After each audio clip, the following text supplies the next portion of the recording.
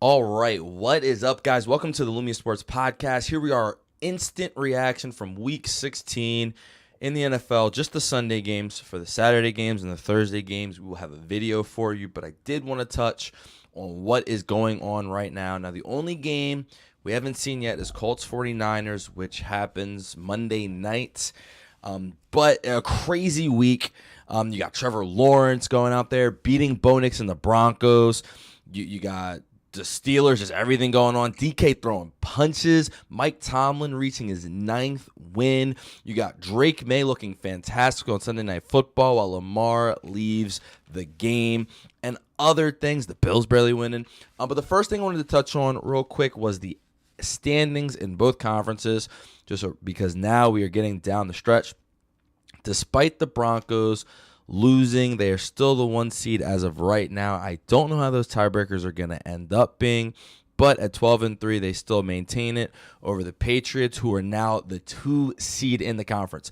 Number 3 is the Jacksonville Jaguars at 11-4, and they just become more and more interesting because if the Broncos are to drop a game, and I think the Broncos do play the Chargers coming up, then the Jags, with obviously wins, would have the tiebreaker over them, and that would be crazy because they just beat them today.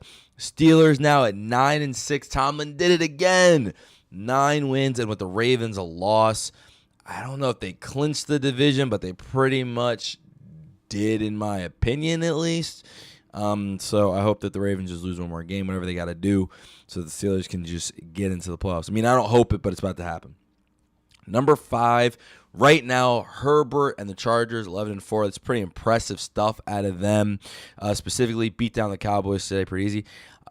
Number 6, the Bills at 11-4 as well. Now, they just survived against Shador and the Browns with Junkins out and Josh Allen banged up, but they did win the game. And Texans at 10-5. They also just survived against the Raiders. NFC, the Seahawks beating the Rams. The Rams are the 5 seed right now at 11-4. Seahawks are the number 1 seed at 12-3 thanks to that win. But I know that they have the 49ers and the Panthers coming up, so that should be interesting. Bears 11-4 after their win over the Packers. Number 3 is the Birds. Go Birds after a win against the Commanders, 29-10.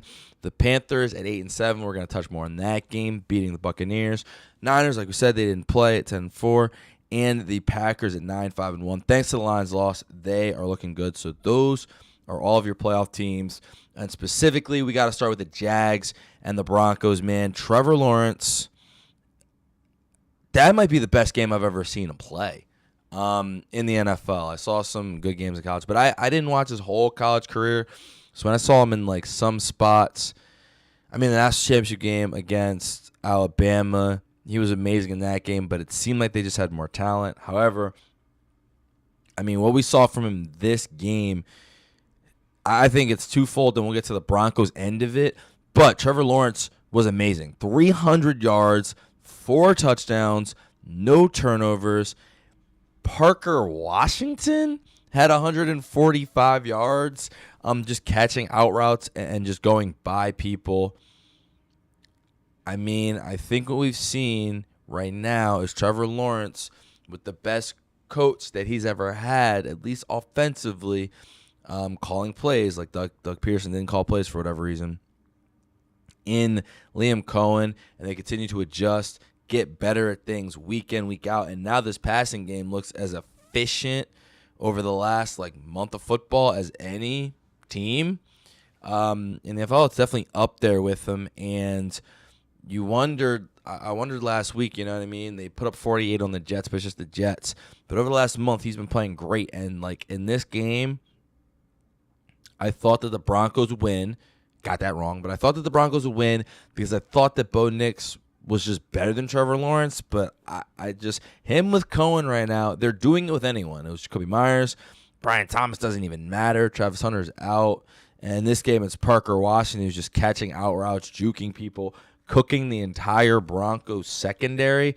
So that was huge. Another thing, though, the Broncos were just, they kept all-out blitzing, and Trev, to his credit, I don't know if he does that a couple years ago, even with Cohen as coach. But he was making the quick adjustments. He was beating the blitz, throwing it. But they just kept all out blitzing, and you just have to wonder, like I thought that they had an elite defense. However, in the last couple of weeks, we've seen the Commanders put up 25 on them. You know what I mean? Which isn't terrible. We saw the Packers 26. Again, not terrible, but this game 34.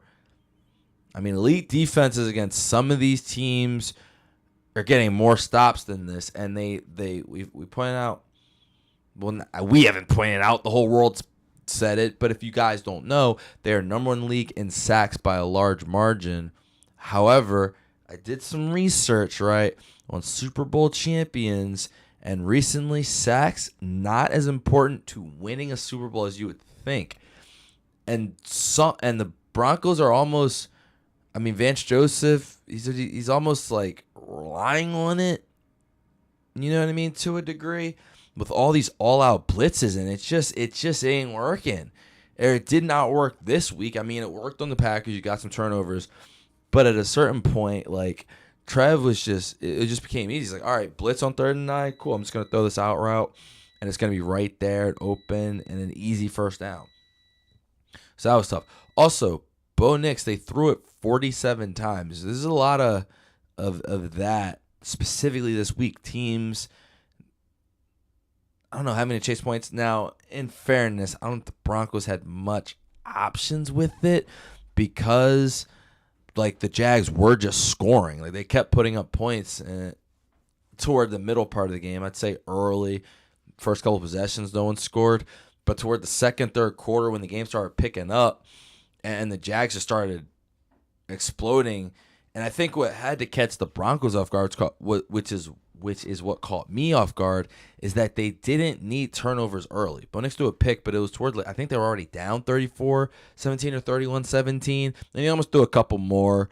But I didn't think he was bad. I just thought that the Jags just continued to score. And I didn't know that they could just destroy the Broncos defense quite like that.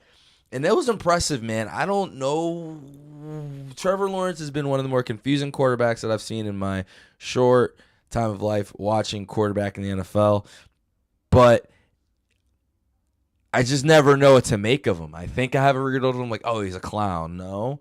Oh, he's like clutch kind of. No, he's just awful this year now. They stink. No, now, you know what I mean? That's been the up and down with Trev. But now with a real coach, you've seen him kind of get better and better every week. And Liam ain't going anywhere.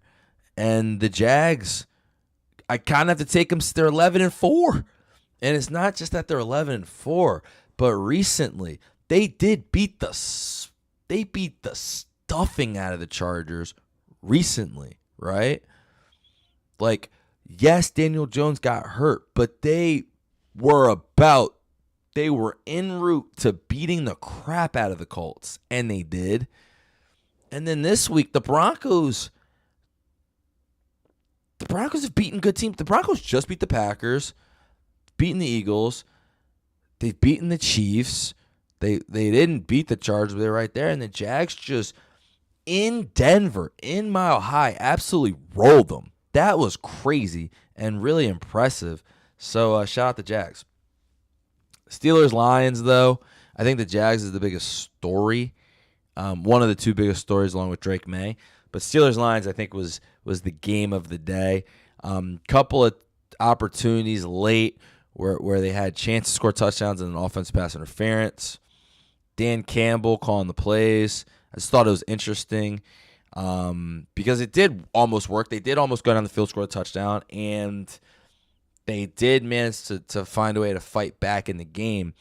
But I do think it's interesting that he took over play calling because they were throwing the ball too much, and then they threw the ball 54 times this game. And that was working, and Goff didn't throw any picks. But if you watch that game, this is going to sound mad. I hate to do this, but there were points where he should have threw a couple. And now that I'm really thinking back on it, it was because the Steelers knew they were throwing it, and they just kept getting pressure up the middle. Now, again, Lions fans have told me this. Their center guard, definitely not as good. I think Ragno not being able to come back, their old center, who they wanted to come back, him not passing the physical, that was huge as well because he was going to come in and try to help fix those problems. And this game, I don't honestly remember how much. I know they ran the ball 7 times and didn't really go anywhere. I don't remember if it was effective, not effective. I don't remember the specific runs because they were throwing it a lot, and while it was working, there's a lot of pressure. On the other end, they were just getting cooked in the trenches. Like, led up 230 yards rushing. Jaylen Warren breaking off huge touchdowns, 143 yards, 2 touchdowns for him. Kenny Gainwell, 50 yards rushing. He also led the team in receiving with 70 yards. Fun fact, for a little bit, I used to have both of them as my little fantasy guys. Played both of them. They didn't snap like they did today, but this was the vision. And Rodgers out there cooking. Now, obviously, this game had everything. The Gainwell catch, if you guys haven't seen it, he catches it, doesn't get touched, and then takes off and runs in the end zone with like 2 seconds left when they were down 10-3. And I really think that play changed the tenor of the game. You have fumbles by both teams in the red zone, I believe. I know Washington fumbled one away. That was awful. Detroit also went for it when they shouldn't have, when it was 3-0 Steelers, and they didn't get it. And Darnell Austin had a tough game. He had a fumble and then an offensive PI that took away a DK touchdown. But DK kind of shouldn't have been in the game anyway. He's out here throwing punches at fans.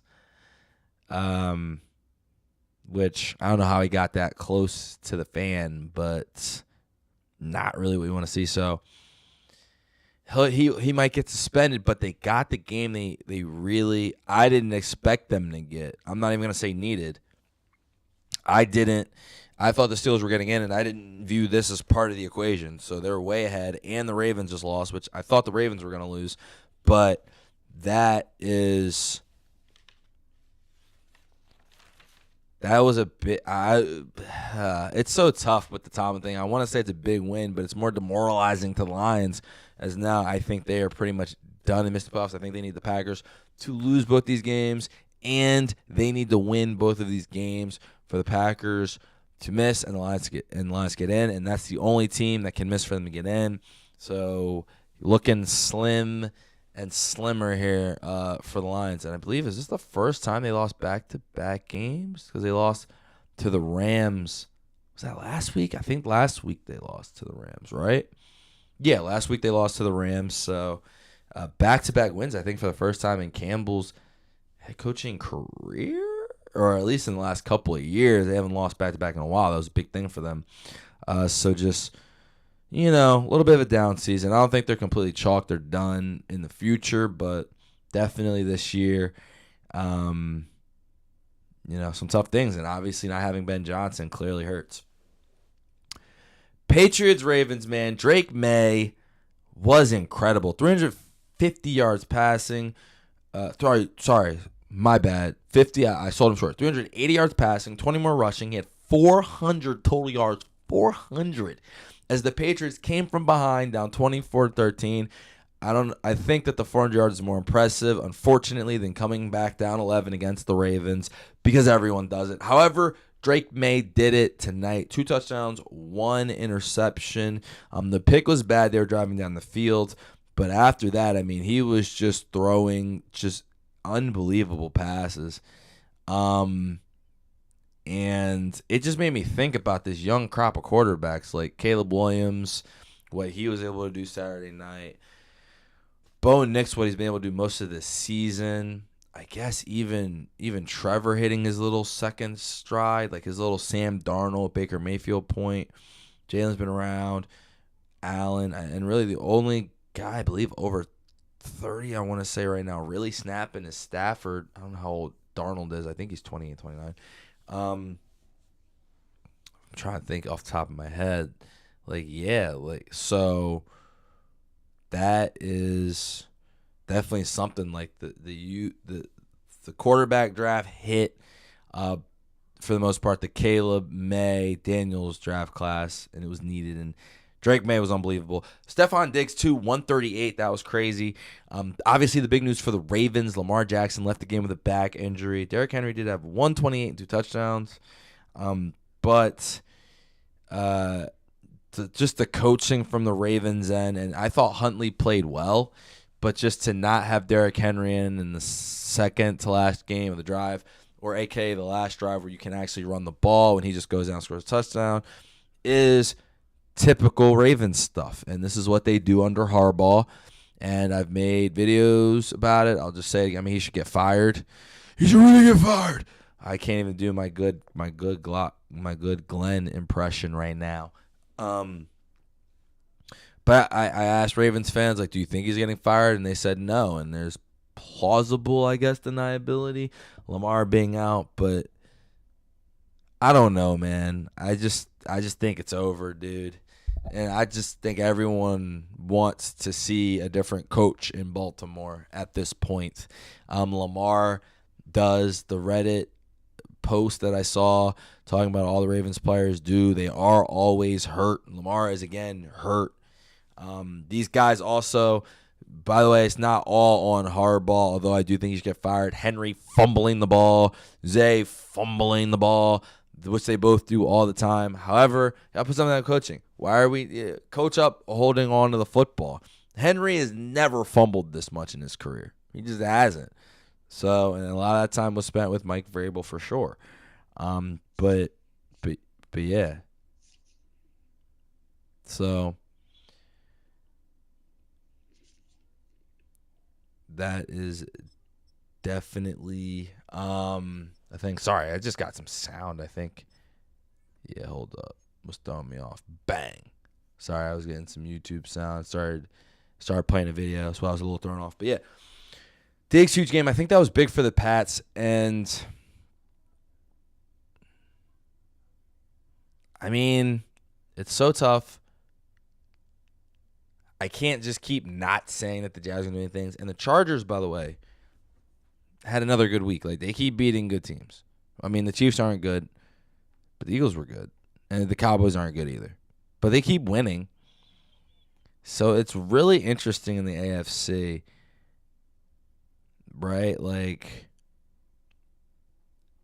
But I said I think it's the Pats. I think Drake Maye is just a little bit different level. However, do the Bills scare me? Yes. And let's talk about it. But they barely beat the Browns. And I just, Shador threw 2 picks. The kicker fumbles a snap, but and the Bills only won by 3 because they're just randomly going for it, just for no reason, against a team that had lost the running back. Now the Browns did score, but and Josh Allen is missing open drag routes that could have put the game away, and then Dawson Knox dropped the touchdown. Right, so I can say it's a bad call, but if he catches it, it's 30-20, and I'm not even saying that. I just looks, man, rocky a lot for the Bills. And against the Browns, I can't dig that. I can't. We've seen back-to-back teams. We saw the Titans beat the Browns. Titans beat the Chiefs today, by the way. Shout out Titans. But we saw the Titans beat the Browns. And we saw the Bears absolutely smoke the Browns 31-3. So everything Shador could have given them with that extra boost, that extra pump, that's gone. They're just a team. And this week they're a team with a guy trying to get a sacks record and a quarterback who's young and makes a lot of mistakes. Threw 2 more picks today, a lot of mistakes. And James Cook was good. I don't think Josh Allen was necessarily bad, but he only threw for 120. I don't know, man. It just feels like, as flawed as people may think the Patriots are, or as flawed as the Broncos are, the Bills are right up there with the flaws. Now, they do have Josh Allen, and that'll be the thing. But Josh Allen today was limping around because he got hit. He, almost had a safety. He just barely – he had to reach across to make sure he didn't lose 20 yards, but he, ran or he didn't didn't have a safety, but he ran back 20 yards. It was, and the Browns just Browns it. They fumbled a snap. The holder did on a kick, a field goal kick that would have. I mean, you look, they only lost by 3. Shador threw 2 picks around the 30 and 40. I think that's interesting. I don't know if it means anything. Well, I'll hold on that. Herbert, 300 yards, 2 touchdowns as they go out and beat the Cowboys. Do what they were supposed to do.